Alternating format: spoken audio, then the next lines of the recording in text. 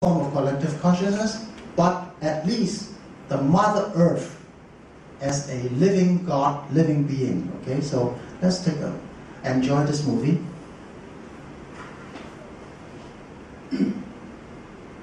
Oh, I didn't actually.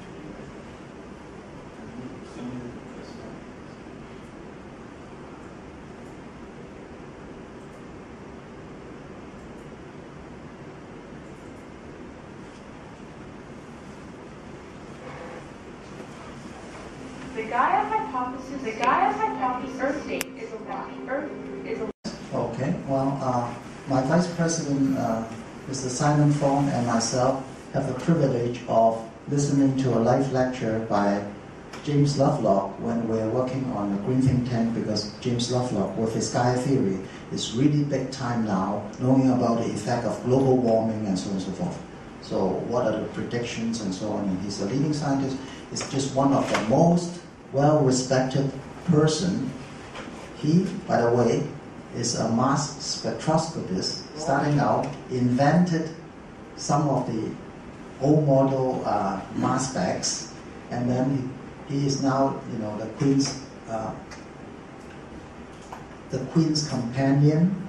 You know, he's knighted, and you know, he's he's got a big heart, open mind.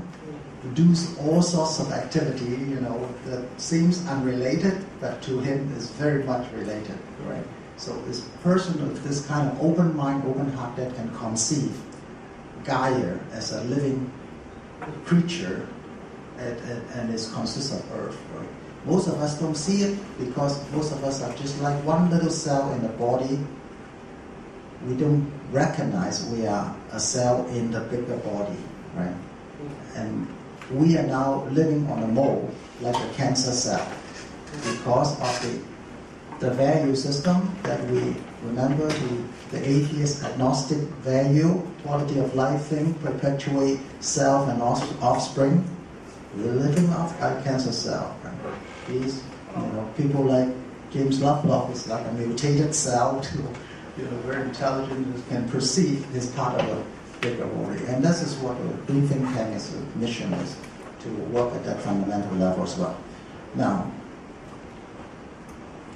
which goes back to some of the wisdom of some of the religion, that the environment, the internal self, and our external relationship with all other beings, all three are all parts of the triple Trinity, if you will, towards enlightenment, right? There's no difference in order, but it takes a big heart to understand that.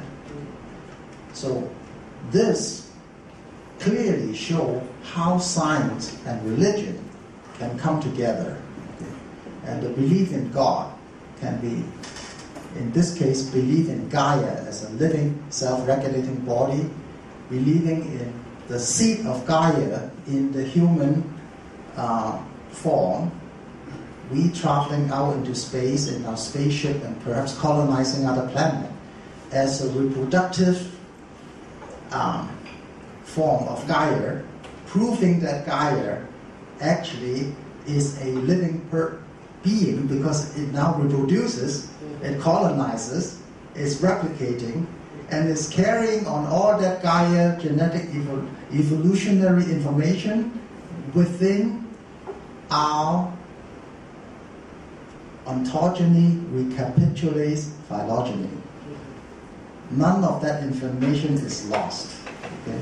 This is what we mean by high energy level is equal to organization equals randomness equals information.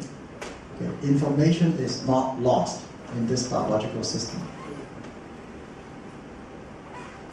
Okay, and then I'm sorry, we have no time to look into a bigger God than the Gaia God today. Okay, okay, it's not. And besides, the internet is really boring. All the movies I found on the internet, they are narrated by obviously some monk who has gone through lots of meditation and therefore speaks with a very peaceful monotone, and I fell asleep halfway. That is not religious people should be passionate, not regressive and emotionless and that kind of. No, I don't agree with that. Okay. So, what's spirituality? The thesaurus of that is religion, theology, religious study, mysticism, and holiness. Dictionaries, we're trying to understand what New Age spirituality is, so first of all we start with a dictionary, okay? Something that in ancestral religion not belong to a church or prayer. So these are all old dictionary and not very useful, you know. Today, even dictionaries are not useful. What is useful is Wikipedia. Alright? So this is how we see now very old traditions need to go, you know. There's no need to hang on to our Webster's dictionary anymore. Wikipedia defines spirituality as an ultimate or immaterial reality. See how it makes sense? An inner path enabling a person to discover the essence of their being. Wow, sounds like a lot of religion, right? Good definition. The deepest value and meaning by which people live. Excellent. You know, I just copy and paste straight from Wikipedia. But these definitions give us a very, very good concept of what this is. Spiritual practices, including meditation. I don't want you to become a very peaceful monk who speaks with non-attachment voices, that lost all his passion in life. That's not what meditation is. Prayer, contemplation. Contemplation is good. You know. I contemplate a lot preparing for this lecture.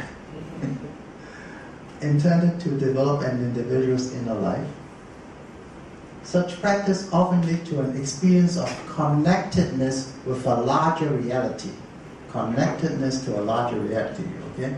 Just like conceiving the Gaia theory, yielding a more comprehensive self with other individuals or the human community, with nature or the cosmos or with the divine realm, okay?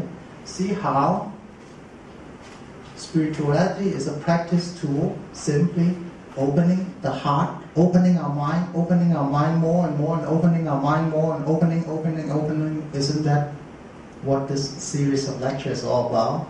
Key to opening our mind? Okay, it is metaphysics, it is spirituality. It's often experienced as a source of inspiration or orientation in life. It can encompass belief in immaterial realities or experience of the immanent. The word immanent means existing everywhere, or transcendence, awe-inspiring nature of the world. Some awesome, everywhere thing. So, spirit, Wikipedia again, is from the Latin breath. Okay, that's why some of the meditative techniques are very concerned with breathing. A non-corporeal substance contrasts with the material body, that's the spirit. Contrast the body and imagine as surviving the body, the bodily death in religion and occultism. Is that the thing, the ghost thing, okay? That is what we're talking about. Is ghost real today? That is the central question about belief in spirituality, is believing ghosts exist. Soul, or sometimes spirit means courage, vigor, or ghost. And